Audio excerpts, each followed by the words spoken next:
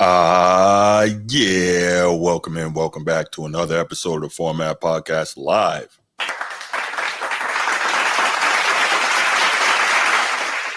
Yes. So this is one of those random shows I normally do when I just get inspiration from somewhere or something, and I see something, I read something, I hear something, and I want to just get on the mic and talk about it. So that's what I'm going to do today. We're going to talk a little bit about BJ Armstrong and some of the recent comments he's had within the last month or so regarding, obviously, the modern NBA and, doing just a little bit of comparison to the NBA and his experiences as a three-time world champion with the Chicago Bulls. So definitely wanted to take some opportunity to get into that. So what I'm going to do is before I even do that, I'm going to take a few minutes, wait for the chat to fill up a little bit, see if we get a little bit of company here. And if not, of course, you know what I'll do? I'll go ahead and just kick it myself, and you guys can watch it on the replay. But I'm going to take a few minutes here, see if we get a couple people in the chat, and then we're going to get it going. All right, let's do it.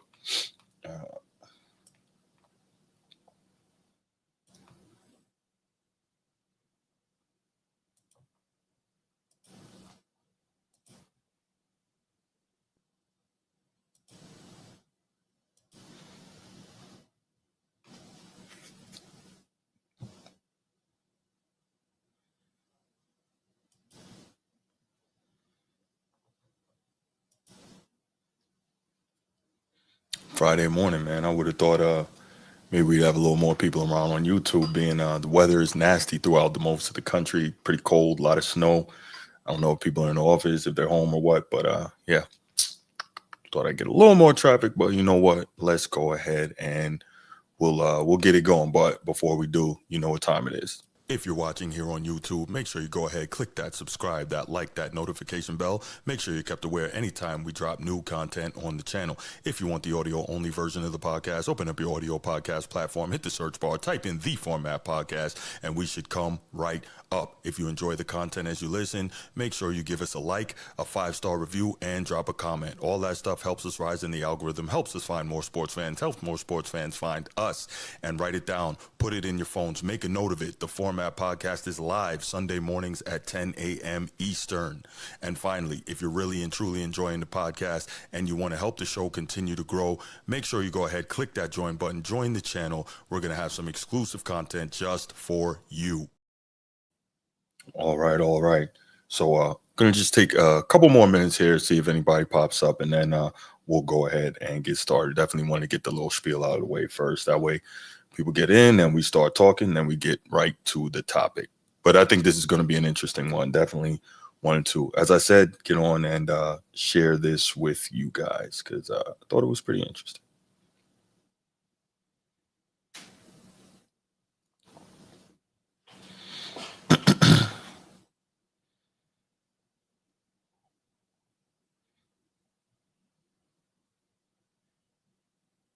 All right, well, let's go. All right, so I talk the main two sports I talk on this channel are the NBA and the NFL, and then I also do a fair amount of college football too, right? But the main two things I discuss are the NBA and the NFL, and obviously I talk probably more NFL on this channel. Why? Because the NFL is the number one most popular sport in the country.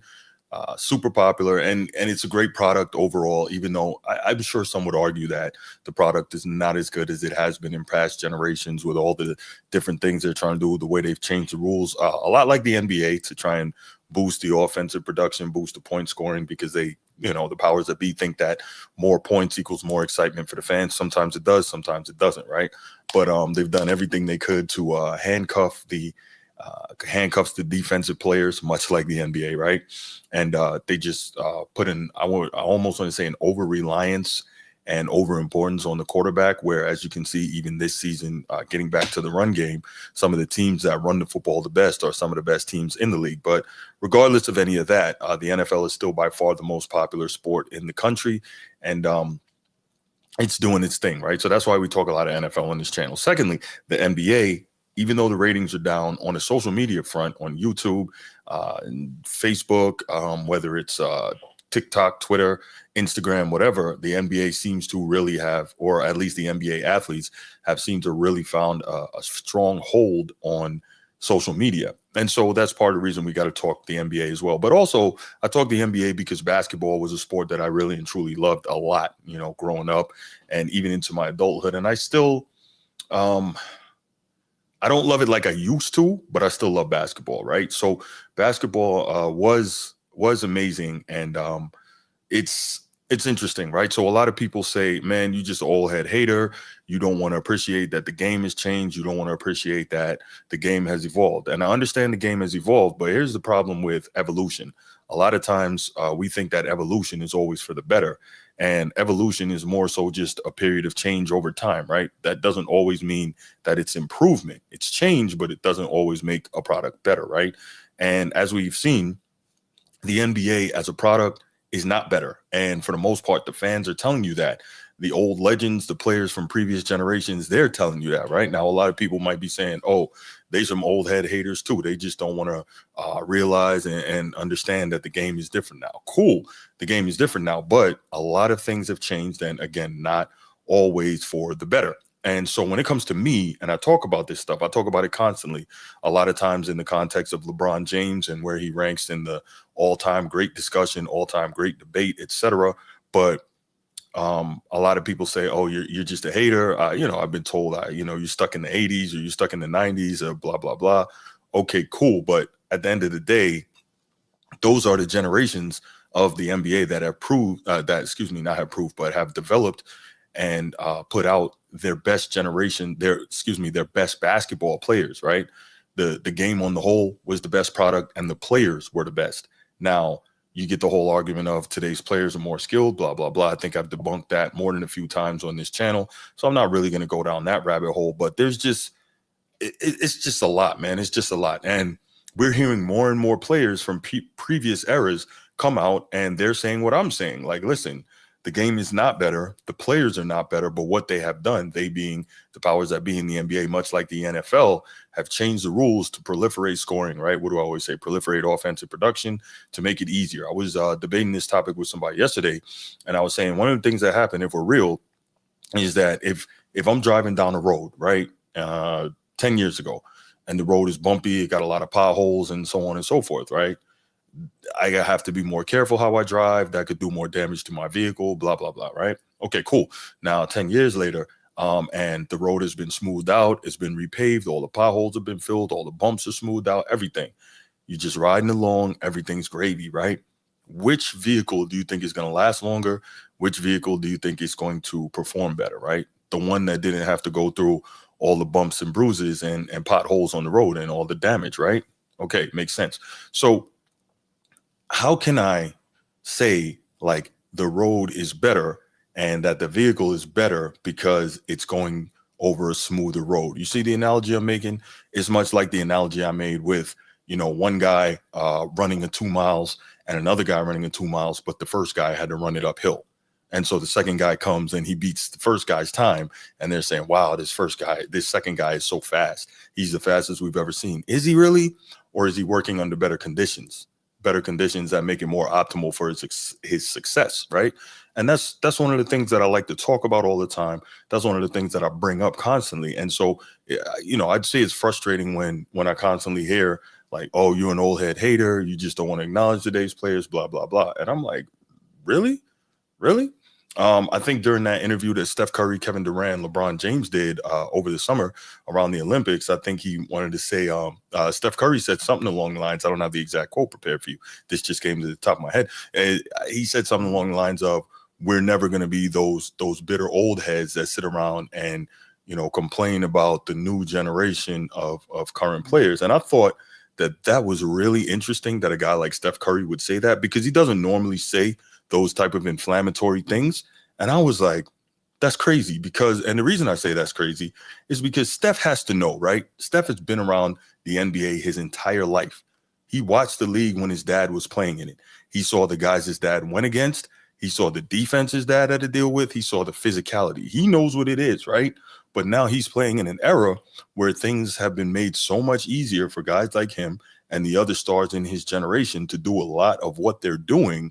And he has the nerve to come back and make commentary like that. And I was like, this guy can't be serious. That's crazy that he would say something like that. So I was like, interesting. Let me see if I can find the exact comment I had here last night. 1 second. Yeah, Steph Curry says, quote, "We're not going to be the bitter old heads that's coming back hating on the younger generation. We definitely have appreciation and admiration for what they're able to do too," unquote. Now, first of all, you all know that term hating, that's not a term that I use, right? That's not a term that I use. And why don't I use that term? Because the term hating, I always say it's a low information response, right? If you and I are debating about something and I have the commentary to make and I say one thing and you say another, but I don't have a response to you, and immediately I just say, "Oh, you just a hater." That's a low information response. Why? Because I can't effectively and factually and rationally refute what you're saying. So I just figure I'll insult you and call you something that's easy off the tongue. Hater. Oh, you just a hater. Well, why am I a hater? I'm a hater because you don't agree with what I'm saying. I'm a hater because you can't refute me. That doesn't make any sense. But that's what people like to do, right? And I was surprised that Steph Curry made a statement like this, especially coming from him, a guy who's grown up and been around the NBA for a long time. That was really disturbing that he would say that. We're not going to be the bitter old heads that's coming back hating on the younger generation. We definitely have appreciation and admiration for what they're able to do too. Question, Steph. I know, obviously I'm not in those rooms, but I'd be willing to bet, let me say that your dad tells you constantly when you guys are debating that, this era is soft and that this era gets away with a lot. For instance, we always talk about the carrying and the traveling and all that. And BJ Armstrong has mentioned it too. And we're going to get to BJ's commentary in a minute here. But I guarantee you, I can't guarantee because I'm not in those rooms, but I'd be willing to bet that his dad, Steph Curry's dad, is constantly telling him, Del Curry, that this era is soft. They get away with a lot. They change the rules to allow guys to do what they're doing. And most of these guys would not get away with it if they played in the 90s, in his era. I know he tells him that. And again, Steph grew up around this. Steph watched this. And so he knows what Del is talking about. So I can't imagine that he would have the nerve to come out and talk about being the bitter old heads coming back hating. Like, Steph knows why the older generation, the previous generation talks how they talks and say what they say. He knows that. So it's really weird to me that he would come out and make these type of comments. But I recently, I was listening to Man Down Sports podcast this morning. Shout out Man Down Mel. What up? And he actually was discussing some commentary BJ Armstrong had, but more so in the context of Steph Curry and recent comments that Steph Curry had about the Warriors and their future and, what you do or don't do, and the responsibility that he and his Steph Curry, that is, he and his teammates have to ensuring that the Warriors as an organization are in a good place going forward when he and his teammates are done. We're not going to discuss that here, but what stood out to me were some of the comments that were made by BJ Armstrong. All right, so let's go ahead and let's listen to the comments that BJ Armstrong made, and then we'll come back and we'll discuss it because I thought they were really interesting, and that's what kind of sparked my interest in doing this live this morning. And I can tell you that my own career, we had to go through so much to get through Detroit in our day that the appreciation to get there, Mo, was so great that it kept us at an all-time level, because you realize, Mo, how hard and how difficult it is to get there. You hear me say this almost every day. Seems like every show. Winning, Mo, is very hard in this league. I'm 57 and I still respect winning. I respect it. Why? Because, Mo, I know what's on the other side of that. Okay? I know how hard it is to win. I know the leadership that's involved. I know the talent that's involved, all of the things that people do. But everyone says, if I average 20 points, I got to go somewhere else. I need help. There's no perseverance. This person doesn't have the ability to overcome obstacles, no adversity. You can't just keep running. Mo, this is anything in life. This is life. So that was interesting, right? I like those comments a lot, right? So first, let's go back a little bit. So first, he talks about he goes back to his time and when he was playing with the Bulls and knowing what they had to go through. We saw it on The Last Dance. We saw it on the the ESPN Bad Boys 30 for 30. And anybody who knows anything about the NBA historically back in that era knows what the Chicago Bulls had to go through to get past the Detroit Pistons, right? I think the Pistons, if I'm not mistaken, beat the Bulls 3 straight years in the Eastern Conference playoffs, finally culminating in the 1991 final series where the Bulls swept the Pistons and finally ascended to the top of the mountain in the East. Now, let me clear up something real quick. What we hear often from, if we're real, LeBron James fans is that what? The Bulls had to wait for the Pistons to get old to beat them. That's what we hear all the time, right? Let me be clear. I'm sure I've said it on this show before, but I'll say it again in the context of this episode. That is a lie. Imagine that. LeBron James fans lying to prop up LeBron. Anyway, that is a lie. Do you want to know why that's a lie? You can do the math. You don't have to believe me.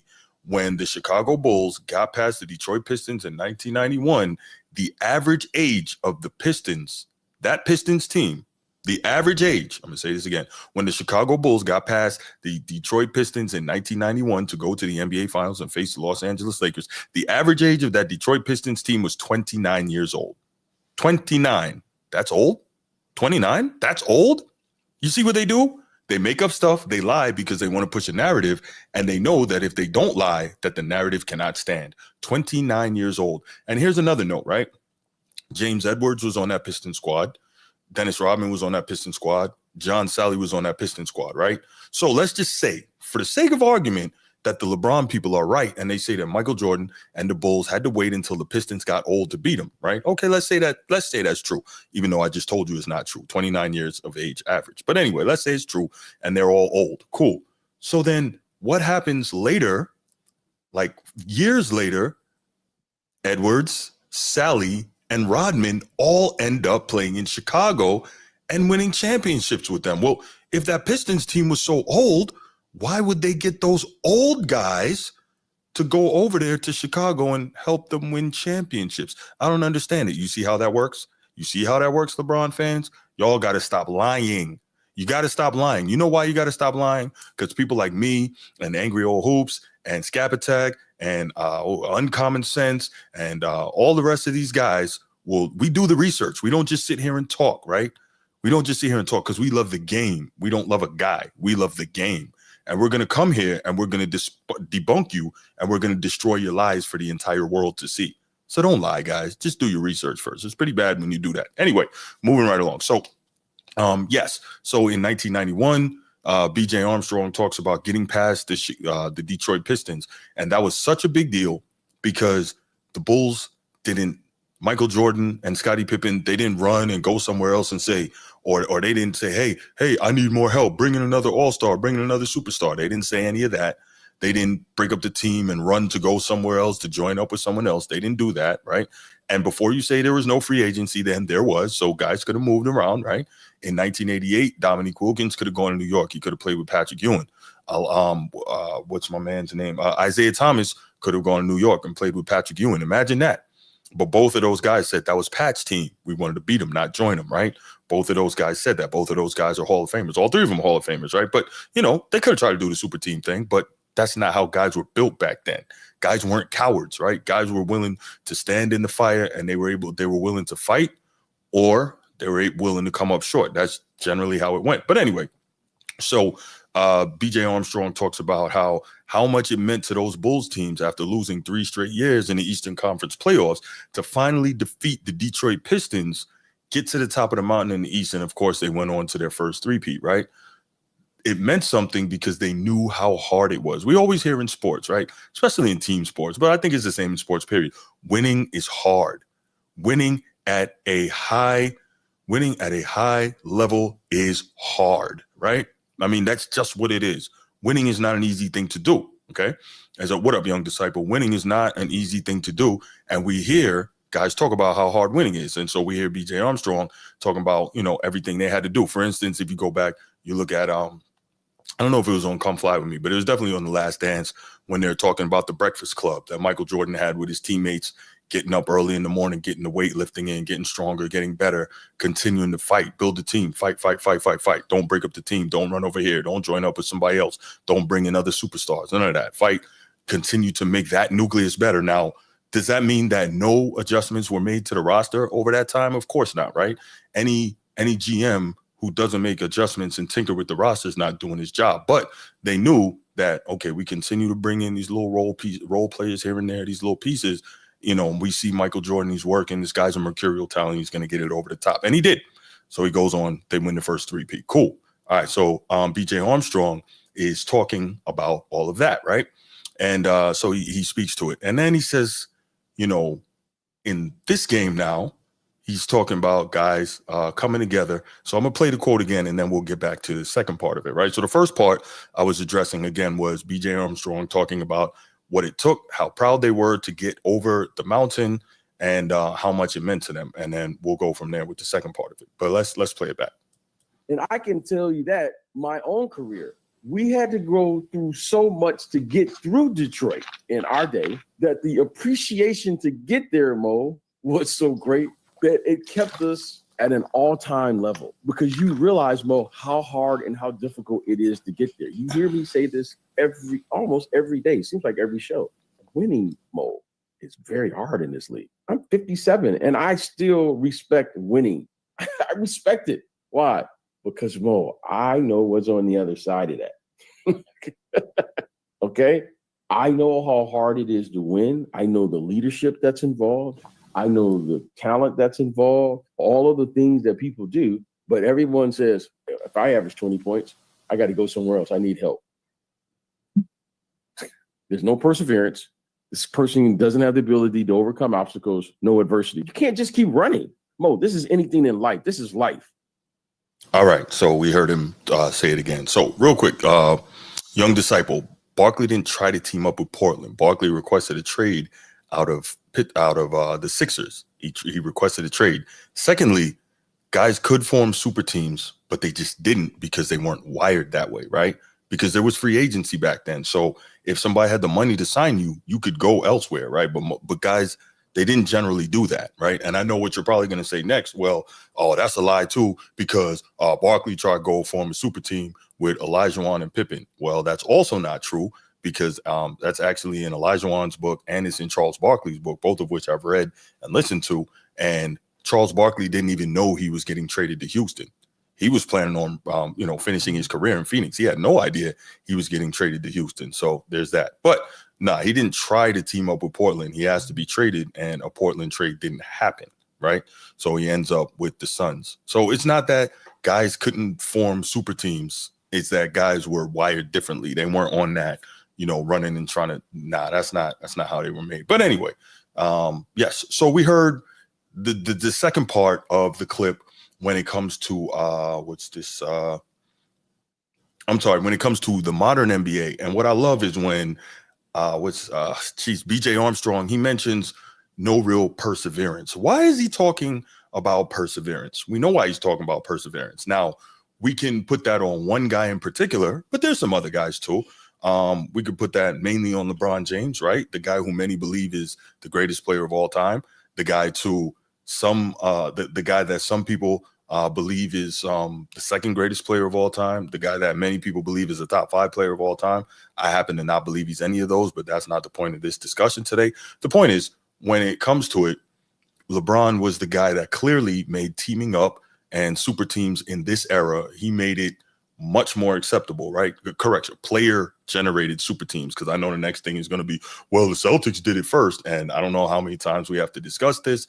Player-generated super teams and organizational-generated super teams are not the same. There's differences in many things in life, and they're not the same, all right? Organizations putting together a super team are doing what the organization is supposed to do.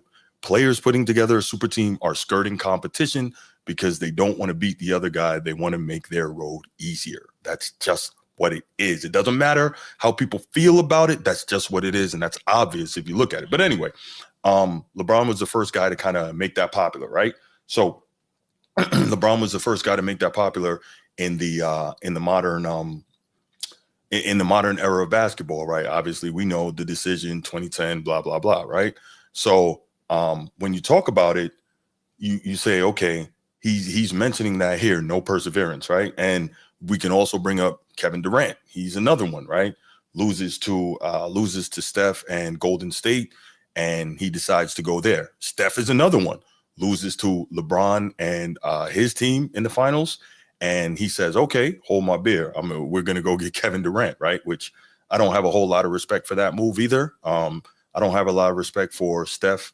I guess you could look at that two ways, right? The one way is you can say I don't respect Steph bringing in another superstar when he already had a very good, historically good regular season team and a team that went to the finals and went to game 7 and lost. He had a team that was always already a champion and a team that was already in position and prepared to compete for championships, right? But that wasn't good enough. They had to go get Kevin Durant to try and beat LeBron. Okay, cool. Kevin Durant, I don't have any respect for that. You got beat by these guys and you went and joined them to go win a championship. It's like, really? Like, are we serious? Like, again, where's the competitive fire? Now, that said, if LeBron doesn't do what LeBron does, I don't believe that Kevin Durant thinks that it's okay to make moves in that point, right? So, it is what it is. Yeah, KG did have a no trade clause, no question. He had to agree to go there. But at the end of the day, that was still organizationally created, right? Yeah, he had a no trade clause. He had to agree. But at the end of the day, the organization still put that together. He wasn't calling dudes on the backside or, like some people we know, trying to set up super teams from the moment he stepped into the league, right? He was competing. And also another difference is KG came into the league in 1995, right? So by the time he gets traded to Boston and agrees to it in 07, that's already 12 years in the league, right? So I look at that even more differently. So even if that's a player-generated super team, let's go with that, right? Let's go with that. You've been in the league 12 years already. You're an MVP. You're a multiple-time all-defensive player. You've been to the Western Conference Finals, I think, twice. You've done everything you could do to try to carry your team at that point. Not 7 years, not 6 years, not 5 years, not no years, walking into the league and still trying to orchestrate super teams on the low from the very beginning, right? You've literally played a career already and haven't been able to get over the top. At that point, if you want to say, okay, hey guys, let's try to do something here, like, I'm a little less mad at that. But at the end of the day, what ends up happening is, organization set that up and you have a no trades, you got to agree to it. Cool. But the organization still set that up. That's not behind the back machinations or, in the corner whispering to try and do something. So there's that. It's always going to be different. But regardless, so yeah, BJ Armstrong, he's pointing the finger and he's saying like no perseverance, overcoming obstacles. And real talk, again, that's Steph, that's LeBron, that's KD, really that's James Harden too. Like that's all these cats trying to put these super teams together because it's like, get over the hump yourself, right? Like I respect Giannis. I respect Giannis doing his thing and winning it his way. Now, if he never wins another chip, then he never wins another chip, right? Cool. But if that's the case, so be it, right? But he did it, and he did it being the main guy on his squad, not making a super team. If Jokic never wins another chip, Jokic never wins another chip. But guess what? He did it the old school way, not with a super team, being the main guy on his team. You can like Jokic, you can think Jokic is overrated, you can think Jokic is an all-time great, but Jokic did it the way it's going to be done. And he and Giannis are kind of, in fairness, going to be, for the most part, standouts of this generation of basketball, right? So they're going to be like two of the few who did it without the quote-unquote super team. Now, Steph, he won the first one, right, organically. Then, as we talked about, he, along with his guys, went and they recruited Kevin Durant and blah, blah, blah. The rest is history. So, like, that's iffy. But Kevin Durant's presence there and winning those two championships, and even the great Isaiah Thomas said it when he was on Draymond's podcast, that helped to reboot the Warriors and allowed them to get that next one that they got even after Kevin Durant left. So it's all crazy, man. It's all crazy. But I really love the fact that BJ Armstrong called it out, say, yo, guys, today they lack the perseverance. They lack the ability to fight through adversity. And it's not just basketball, though, right? For any of us who are parents of, teenagers and, 10 years old and over, it's like these kids today, they're definitely not wired the same, right? They're just not. And I guess it's not really a shot on them because I've said this on the pod here before because one of the things that I've said constantly is that when you look at it, you say, okay, I look at my kids and I'm like, damn, what's going on with these kids, man? These kids are different. But I know my parents probably looked at me and said, damn, what's going on with these kids? These kids are different. And if we just keep going back, each generation successively makes weaker people because life is easier. It's not as hard. People don't have to work as hard. People don't have to push as hard. People don't have to develop the resident toughness to get through tough situations because technology and so on and so forth. Life is getting easier and easier, right? Like my dad didn't have the ability to sit here and do a podcast and talk to people like this, right? My dad had to do different things. And obviously his dad had to do different things than his dad, so on and so forth, right? So it's it's it's very interesting to see how time, technology, and the ease of life makes people weaker mentally and physically, and all of that changes everything, right? It changes sports, it changes life, so on and so forth. So we get all that, and unfortunately part of that is leading to the fact that people are less able to overcome obstacles. People have less perseverance, like BJ Armstrong talked about in this clip. So I just thought that was really interesting, and it was something that I wanted to share. Another clip that BJ Armstrong had, and he was talking. Was this the Jim Jackson podcast? I think it was the Jim Jackson show, which I think it comes on like the Rich Eisen podcast network. And he was talking about marketing versus fundamentals, and this was interesting to me as well, right? Because one of the things we talk about as well, if you're a basketball fan, is the lack of fundamentals in today's game, right? They tell us again, today's players are so much more skilled. You can't get me to believe that. You can't pay me to believe that. You can't pay me to say that out loud because everyone would know that I'm lying. But while today's players can do a lot of things, it all starts from the fundamentals, right? That's part of what made Kobe so great, right? Is the fundamentals. And when you don't have those, you have less to build on, right? And so you have less to build on, and that's why uh, it's more difficult. And so, like when you look at Kobe, I think I talked about this on my Lakers show yesterday. One of the things about Kobe, the reason that he could do all the amazing things he could do, because he was crazy about fundamentals, and he was a proponent of like that 10,000 hour rule, right? And again, if you read Elijah Wan's book, his more recent book, he's talking about when Kobe went to work with him on the post game, and he's talking about how the first day it was just hours, no ball, just working on footwork, working on pivots, working on all the different bases of what would end up coming to be, the dream shake and all the different things that Kobe could do in the post, on the block, step throughs, fakes, spin-offs, so on and so forth, right? And all that stuff comes, yeah, it looks great, but it all comes from the fundamentals, right? And unfortunately, many players today don't have that, right? So let's hear some of what BJ Armstrong had to say about the fundamentals and marketing. And we'll get back and we'll talk about marketing versus fundamentals and how those in the NBA market kind of juxtapose one another. Why are we constantly rewarding this person's the GOAT? We give out more individual awards now than we ever have. This guy's a leading rebounder. This guy's a leading assist. This guy's a leading this guy, this guy. Why are we always encouraging? Oh, when you watch the game, it's just isolation basketball. When we play the game, let's find the matchup that we want to do, exploit. Everything is about the individual. All right, let's stop there, right? So let me say this first. Basketball has always been a game where it's not like football, right? Elite individual talent, because there's less players on the court at one time, or on your team, 5 players versus 11. Elite individual talent can lift a team much more so in basketball than it can in football. That's why if you get that one guy, right, a prime LeBron James, a prime Michael Jordan, a prime Hakeem Olajuwon, a prime Charles Barkley, that's why if you a prime Shaq, a prime Kobe, whoever it may be, if you get that one guy, it can immediately take a team that's terrible, a young Larry Bird, a young Tim Duncan. It could take a team that's terrible and immediately turn that team around, make them a playoff team, a contender, right? Immediately, if you get that one guy, because basketball is a game that's like that. And part of the thing behind that now is because basketball is so easily affected by just one player versus an entire team. Basketball has always marketed the individual, right? Always. And so, yes, while it's technically a team game and the best coaches try to push the team narrative, right? Your Larry Browns, your Phil Jacksons, working within a system, etc. If we're real, having one elite player can lift your team, right? I mentioned LeBron, right? He's one of the biggest examples of that. LeBron in his prime lifted a lot of average teams to contention, right? LeBron in his prime lifted a lot of average teams to contention. Once Michael Jordan kind of really hit his stride, he was able to get past, the best teams in the East. And then, of course, once he started winning, there was nothing you could do about that, right?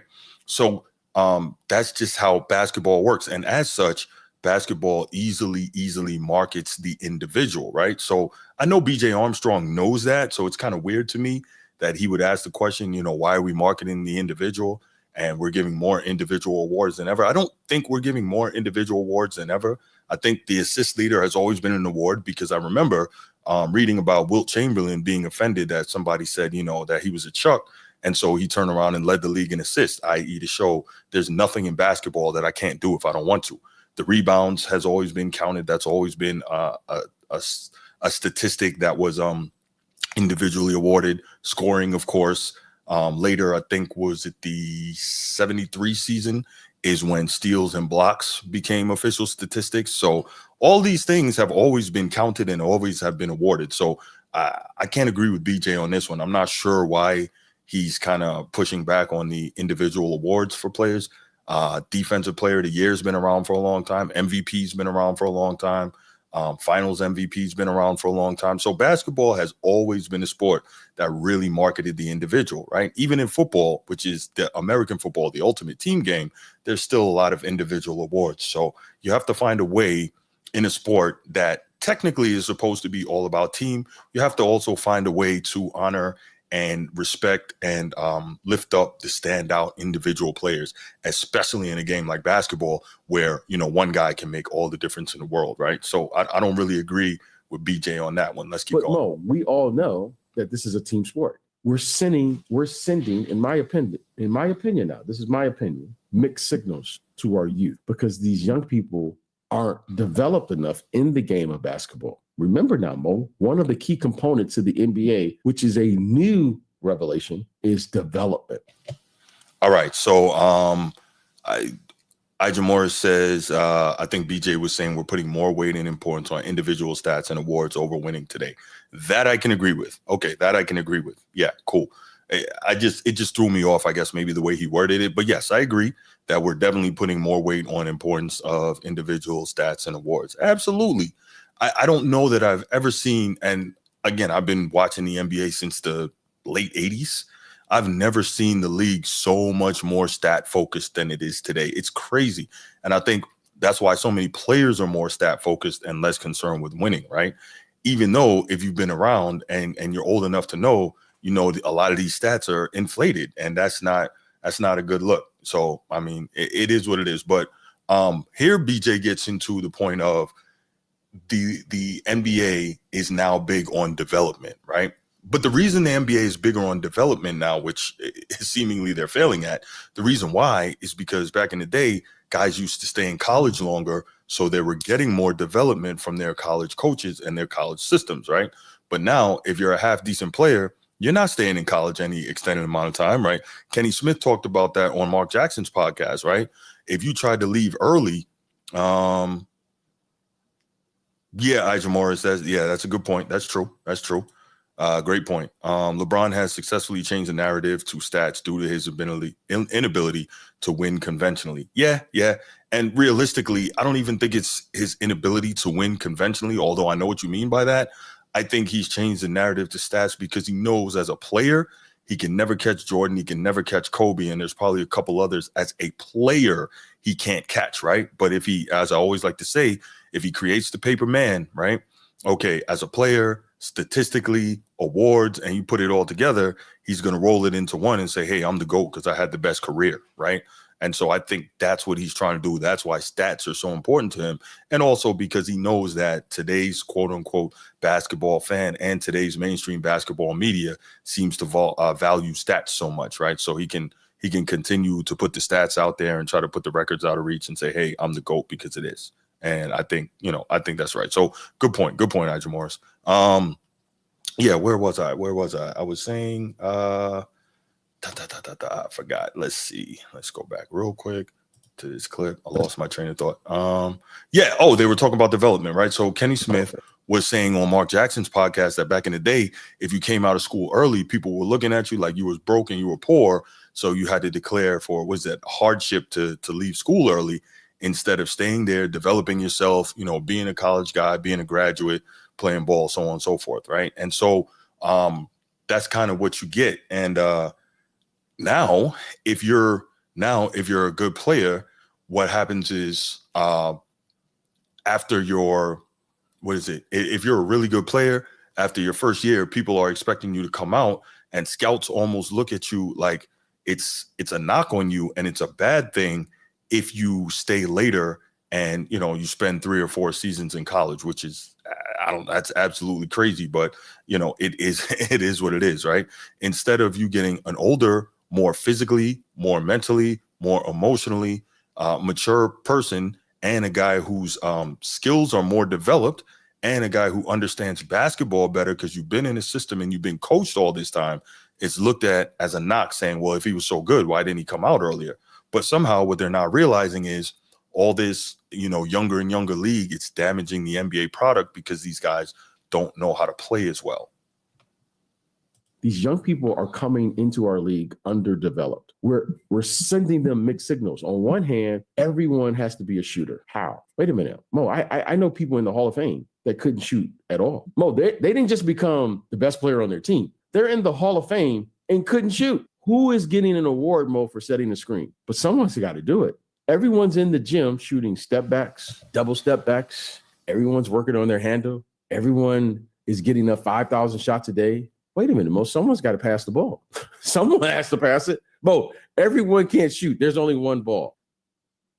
So everyone can't shoot. There's only one ball, right? But to his point, everybody wants to shoot. And to his point, there's so much more skilled league. Everybody's working on the same skills, right? Everybody wants to step back. Everybody wants to dribble 1,000 times in the same possession, and everybody wants to shoot threes. Like, again, I'm not going to get into the more skilled crap because that's exactly what it is, crap. But everybody's working on the same skill package, and it's crazy. Now, with that said, is that so much on the players? No, the NBA is telling the players, this is how we want you to play. And so if you want to make it to the NBA and you want to be successful, you have to be able to execute what the league wants you to do. Excuse me. You have to be able to do what the league wants you to do. And so with that, it's like, okay, like, it's frustrating. And to see it, if you love basketball, it is frustrating because you're getting the same thing night after night after night on just about every team. The product is all the same. There's not a lot of variance. And again, there's not a lot of difference in the skill set. It's just who can do said skill set better. Right. I was talking to my homeboy last night out in Maryland, and he was watching the Wizards game, and he's going freaking crazy because he's saying, like, all they're doing is swinging and driving and kick, looking for the corner three. And still they're getting the corner three because defensively guys are somehow leaving the corner three open. I'm like, yo, it's crazy. It's great. That's the modern NBA for you. Young Disciple says he's obviously not talking about LeBron. What is he obviously not talking about LeBron in reference to? Also, you say he didn't say anything about stats. He didn't directly refer to stats, but what he did point to was all the individual awards, right? And then that's when Ija Morris was saying that he thinks BJ is saying we're putting more weight and importance on individual stats and awards than winning, right? And that's when we kind of started expounding on the whole stat piece, right? So that was that. You got to extrapolate a little bit, man. Anyway, that's where that came from. But yeah, this whole, man, I like listening to BJ Armstrong because he's a guy who, again, he's a dude. Obviously, he's a 3-time champion. He's a champion. So people like to tell me I don't know what I'm talking about because I didn't play, and that's fine. But he's another one, and he's making commentary as to the state of the league. He's been around the league for a long time. He's been a certified agent, so he's around these players. He's around the league. He knows what it is, and I would wager to say that he's making commentary that's viable. Right now, I'm sure you got some that's going to say, "Oh, he's just an old head hater." Well, you know what that is. That's the typical low information response, but it is what it is. This is a guy who's been around the league. This is a guy who played at a high level. Obviously, very good collegiate player, a first-round NBA draft pick. I think number 18 overall out of Iowa. A guy who was a starter on a 3-time championship team. So, I want to say that he has a good idea of what he's talking about. But yeah, I thought it was pretty interesting overall. This was like I said, I heard some clips from him today, and I said, you know what, I'm gonna get on here and I'm gonna do a show and I'm gonna talk about this stuff a little bit. Nothing too crazy, but just wanted to kind of share my thoughts on this. So before I get out of here, I will go ahead. I will open up phone lines real quick. Make a take a quick couple of calls. Let's try to keep it short, 5 to 7 minutes, and then we'll see what we got. Then we'll get out of here for the rest of the day and let you guys enjoy your Friday and your Saturday. Hopefully you're not getting beat too much by the weather wherever you are.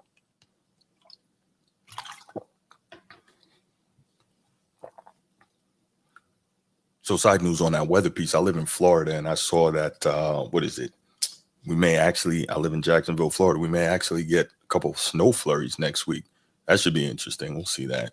So, yeah, young disciple, I think you missed the part. I don't know if you dropped out or whatever. You missed the part where I was saying I didn't necessarily agree with him because the NBA has always been a league that had individual awards. And as more awards start getting counted, they started paying attention to those. So, yeah, I did say that I didn't necessarily agree with him on that part. But that was, excuse me, when Isaiah Morris and I kind of diverted to having the stats discussion a bit, talking about that. So, yeah, I think you missed that part. But yeah, so I don't know, man. BJ says a lot of good stuff, and I enjoy listening to him talk about basketball. And realistically, man, it's honestly in a lot of ways just a shame, man, because the game that many of us grew up loving and loved so much, the game that we have now doesn't even resemble that.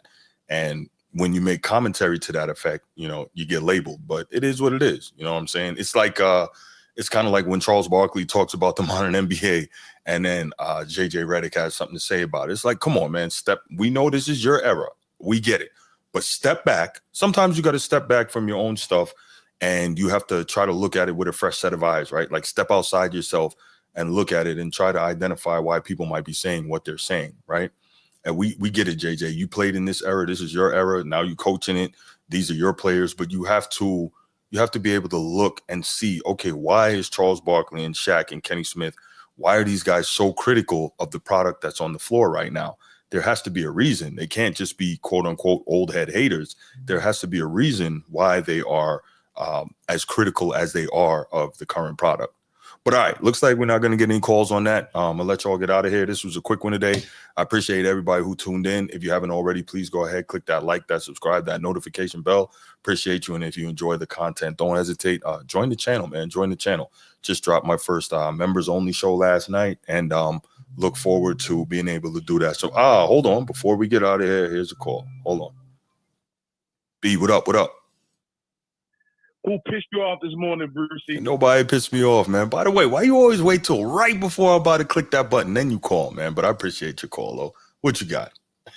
What's going on, man? What's going on, brother? I'm keep the show. What was I caught the tail end. Mm-hmm. What was the main idea of the topic? Basically, the evolution of NBA basketball? So it was actually interesting. I was listening to another show this morning. I'll try to make it quick. I was listening to another show this morning, and they were talking about kind of Steph and his recent comments about him and his teammates' responsibility to Golden State as an organization and not leaving them in the lurch when they're gone by having to make desperate trades and all that. I'm sure you saw that clip. Okay. Right. And so then he started talking about BJ Armstrong and BJ Armstrong's commentary about when he was young and playing on that first repeat with the Bulls and how much that meant to them to beat the Pistons and get over the hump and then go on and win. And so then BJ says, you know, he talks about today's era and the lack of perseverance among players and the lack of, the inability to overcome obstacles. So I was like, yo, I need to get that clip and I need to come on here and talk about it.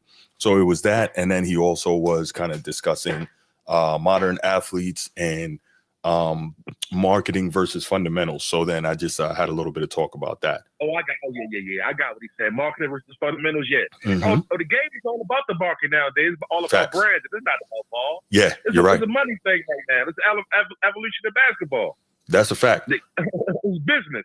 Yeah. That's why, you know why the ratings down in the NBA right now? Talk to me. Because it don't the games come on regular TV no more. It's all about money. You gotta have money to watch the games. That's true too. You know, that's a great point. Mm-hmm. Because the NFL was king, man. Yeah. Sorry, go ahead. Go ahead, brother. My bad. No, I was saying, you're right about that. That's definitely a part. I was reading something, and somebody was complaining because they were saying that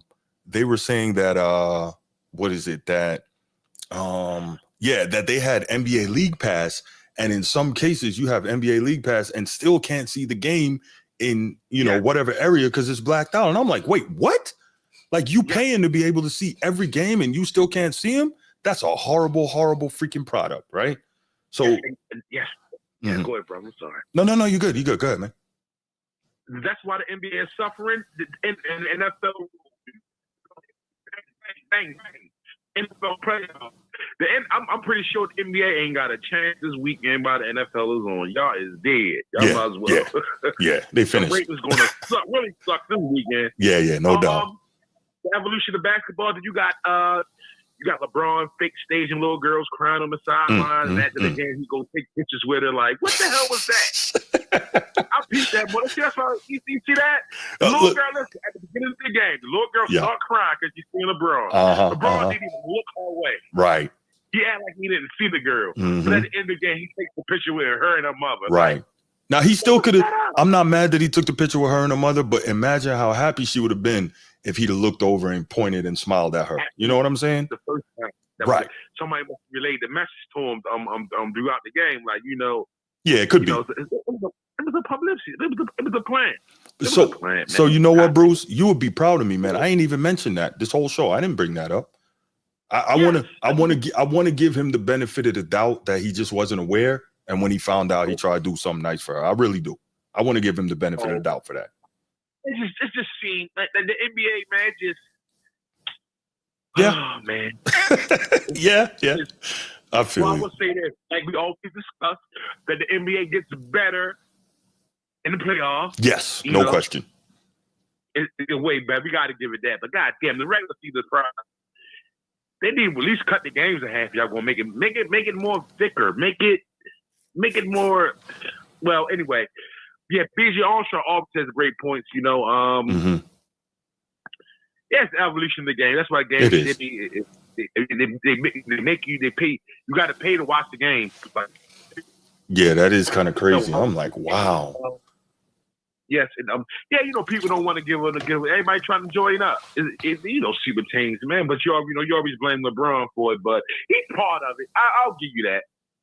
He's part of the super team making it look cool. You know what I'm saying? So right.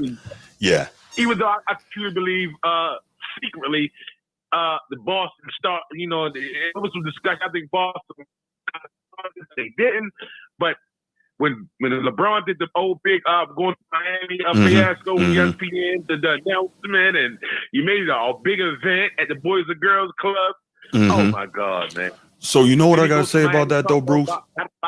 You say what? No, my bad. I didn't mean to cut you. I was saying, you know what I gotta say about that is, I never liked the decision thing, right? But even if I could have let that go, when your guy Melo exposed that from the very beginning of Bron's time in the league that he was trying to make super teams, that's what made me say, okay, I was right.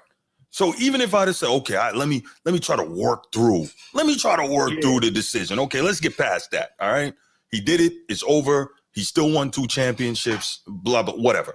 But the fact that from the very beginning of his time in the league, he was trying to set up super teams, I can't respect that. That means from the beginning, you knew that you weren't going to be what you thought you wanted to be. You knew that. Right. Then he went to Miami, the big pep rally. Not 1, not 2, not 3, not 4. That didn't help. Even though he probably was trolling a little bit. But goddamn, bro. Why put the team out like that? Like, goddamn, man. Yeah.